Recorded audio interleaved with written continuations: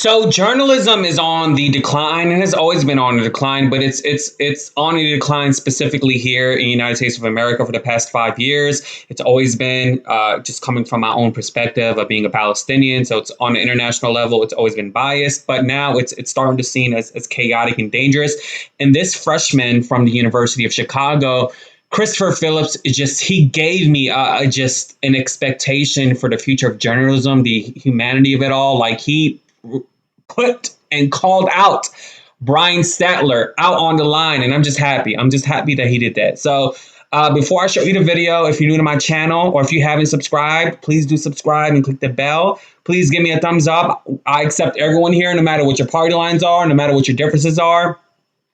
The only thing that I feel like, that we all want here is the truth and facts. And that's what I like to bring to the table. So watch this and I'll come back with some more. Hi, thank you for coming. My name is Christopher Phillips. I'm a first year at the college.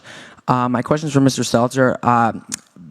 You've all spoken extensively about Fox News being a purveyor of disinformation. But CNN is right up there with them. They pushed the Russian collusion hoax. They pushed the Jussie Smollett hoax.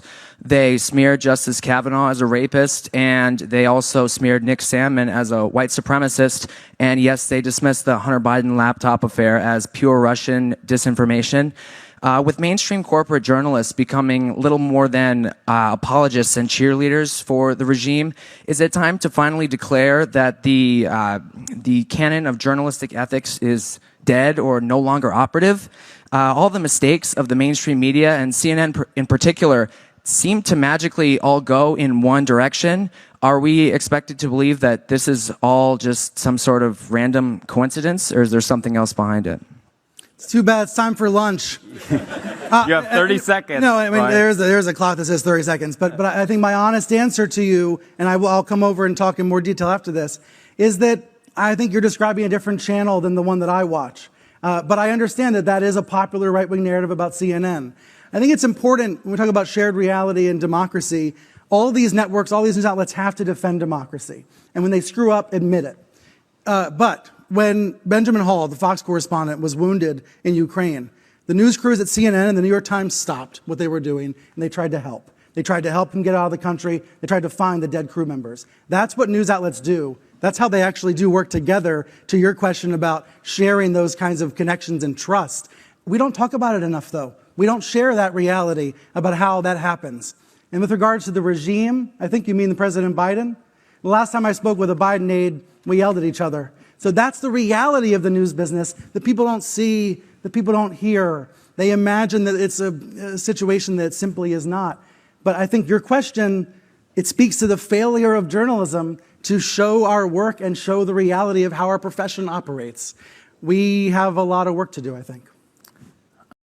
So I did make a video on Twitter about this, and I'm just really proud of this man. This guy is a freshman from the University of Chicago, and you just cannot sit there. And it gets on my nerves because important questions like this usually are like, oh, we got 30 seconds left. And the fact he goes, well, I can get more to it after camera and I can come to you after the camera is off. And we all know the reality is that once the camera goes off, that's when the real answer is going to pop up, right? And so this guy's right. I mean, they defamed Kyle Rittenhouse. They defamed the Sandsman guy, who I just didn't want to talk about because he's a minor, right? But he has gotten a huge money out of this lawsuit, but it's deemed confidential and he can't talk about it, as he stated on Twitter.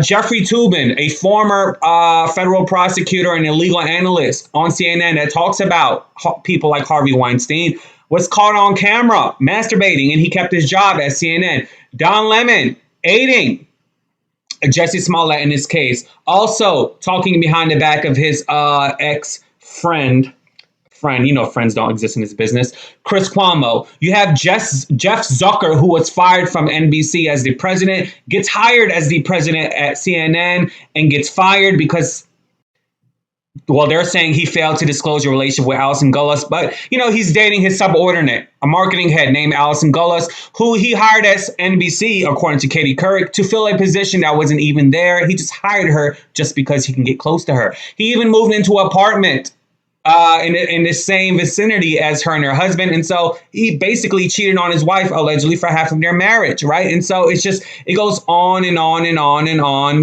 with the Chris Cuomo being fired and Alison Gullis, the same woman who was in a relationship with Jeff Zucker, also having a collegiate relationship with Andrew Cuomo. And so it's just this triangle you have with the president being on top, Chris Cuomo, Alison Gullis, and Andrew Cuomo being in the middle, and they're all tied together in some way. Jeffrey Toobin, Don Lemon sexual harassment scandal. It's just so much going on. And so you cannot sit here and bash another network called Fox News when you are the same type of network that is going on through your scandals. That is bias. That is against journalistic integrity. And I love the fact that this young man called him a corporate journalist, because that's who he is. Because an actual journalist would sit here on camera and speak the way I'm speaking at the moment. You just cannot do that. And Mr. Stelter, you of all people, go on Stephen Colbert to promote your damn book and also bash your former colleague, Chris Cuomo, and talk about his scandal just to sell your book. And you have a show just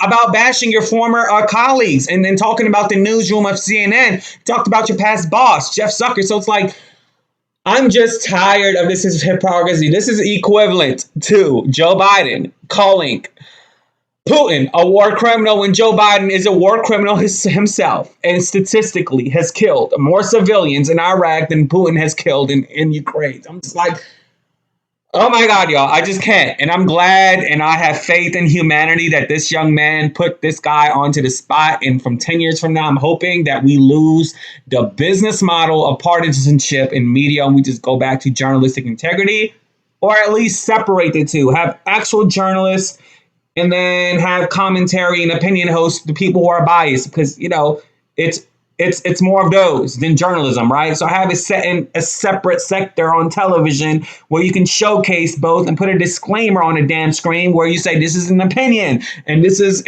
an actual journalist reporting the news. And it's so crazy, y'all, and it's so dangerous at the same time. Let me know what you think in the comments below. Make sure you subscribe and you click the bell so you'll be the first to know when I upload. The hypocrisy is real. It's so real. Deuces. Yeah.